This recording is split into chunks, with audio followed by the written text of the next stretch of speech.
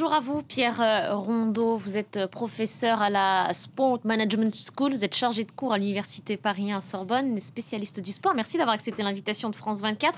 Alors, avant de s'intéresser à l'héritage de ces Jeux, comme cela a été évoqué à l'instant dans la fin de ce sujet, on va d'abord s'intéresser à la préparation. En amont, on est à 500 jours donc du coup d'envoi de cet événement majeur. On est dans les temps, disait une nouvelle fois Tony Estanguet, le patron du comité de ces Jeux. Vous êtes d'accord, on est dans les temps ?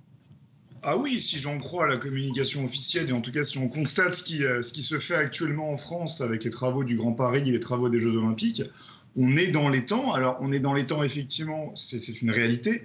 Maintenant, à quel prix? Alors effectivement, vous parlez du budget et des conséquences, mais on a réussi à assurer, à maintenir ce calendrier parce qu'on a aussi accepté de dépenser plus que ce qui avait été escompté lors de la candidature parisienne en 2017.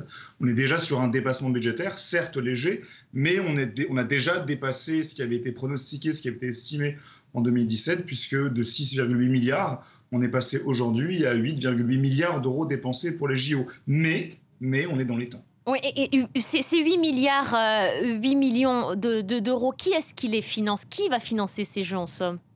Alors, c'est séquencé en deux entités que sont d'un côté la Solideo qui est chargée de construire les infrastructures olympiques et paralympiques et le COJOP, le comité d'organisation des Jeux olympiques et paralympiques, qui est chargé d'organiser effectivement les événements sportifs. Du côté du COJOP, c'est ce qui est annoncé, le COJOP est financé quasi intégralement par des fonds privés, puisque sur un budget de 4,3 milliards d'euros, il n'y a que 100 millions d'euros d'apport public. Le reste, c'est privé, c'est le CIO, c'est les partenaires et la billetterie.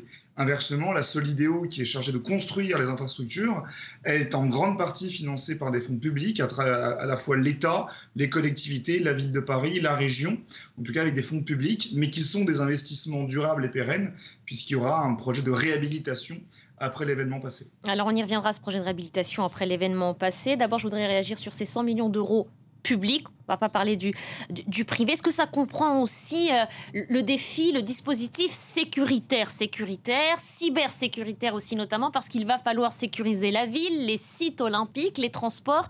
Est-ce que ça, c'est tenable ? Alors, c'est la grande question et c'est ce qui alerte effectivement aujourd'hui les principaux organisateurs et au-delà d'eux, la Cour des comptes qui a un droit de regard et un droit de surveillance sur le budget olympique. En l'état actuel des choses, il y a trois questions qui se posent sur le maintien ou l'assurance d'un budget à l'équilibre. C'est l'inflation, ça c'est normal, c'est conjoncturel, mais c'est aussi la sécurité et les transports. Au niveau de la sécurité, le budget qui avait été estimé, en tout cas escompté en 2017, était évalué à 250 millions d'euros. À titre de comparaison, les JO de Londres en 2012, ça a coûté 1,2 milliard pour assurer la sécurité, essentiellement pris en charge par des sociétés privées de sécurité. Et se pose la question aujourd'hui de savoir s'il ne va pas falloir doubler, voire tripler, voire quadrupler le budget alloué à la sécurité, en partie avec des sociétés privées de sécurité pour pouvoir faire face à cet événement on escompte 7 millions de touristes en France à ce moment-là, avec des risques terroristes, avec des risques de cybersécurité, de cyberattaques. Donc vraiment, et aussi notamment avec cette cérémonie d'ouverture avec devant 600 000 personnes le long de la Seine. Donc c'est extrêmement inquiétant et dangereux actuellement. Et le ministère de l'Intérieur, le COJOP et l'ensemble des syndicats de police et des forces de l'ordre sont d'ores et déjà en train de préparer ce projet qui est très ambitieux, donc qui pourrait effectivement coûter de l'argent. Et vous l'avez dit aussi, les transports, on attend à ce qu'effectivement il y ait beaucoup de monde au moment des Jeux Olympiques et Paralympiques.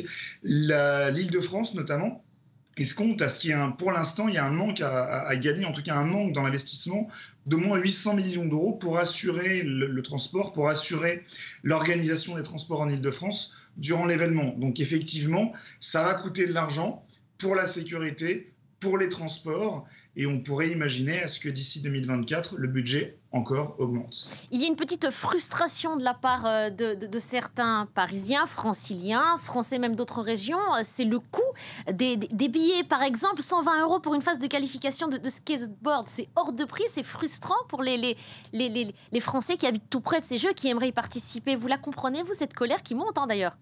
Alors, il y a plusieurs points qu'il faut prendre en considération sur les tarifs. Alors, effectivement, si on regarde en détail, on a une tarification assez élevée pour une minorité des places, hein, je rappelle que 4,5% des places qui ont été mises en vente dépassaient les 200 euros, mais effectivement pouvaient atteindre les 600, 700, 800, 900 euros maximum. Mais ça reste une minorité. Je rappelle aussi que ces places très élevées, c'est aussi pour financer de façon privée les Jeux Olympiques et ne pas trop demander à l'État, ne pas trop demander aux contribuables. Plutôt que de demander aux contribuables de financer les Jeux Olympiques, on va demander aux consommateurs, on va demander aux fans, on va demander à la billetterie d'atteindre un objectif de croissance. Donc là, c'est le premier point sur le financement.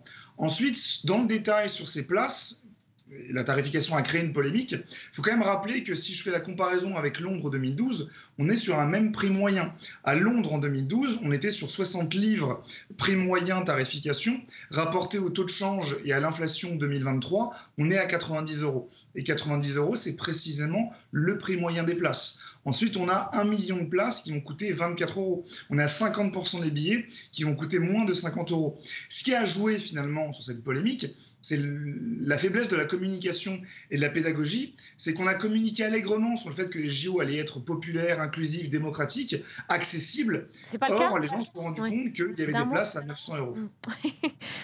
Bon, sinon, on pourra les suivre à la télé. Merci beaucoup, Pierre Rondeau. Merci d'avoir pris le temps de répondre.